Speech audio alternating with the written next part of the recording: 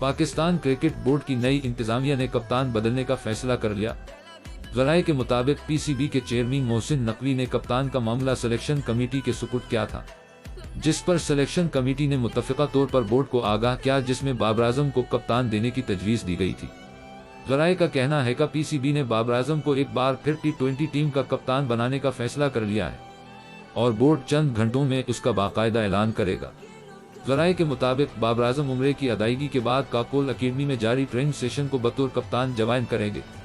दूसरी जानिब शाहीन आफरीदी के करीबी ज़राए का कहना है शाहीन ने कप्तानी से दस्तबरदारी का फैसला कर लिया था, ताहम उनके रफ़्क़ा ने उन्हें मशवरा दिया कि कप्तानी का फैसला बोर्ड का है, लिहाजा बोर्ड जिसे कप्तान बनाए इस फैसले को तस्लीम करें और फौरी तौर पर क़यादत से दस्तबरदार न हो।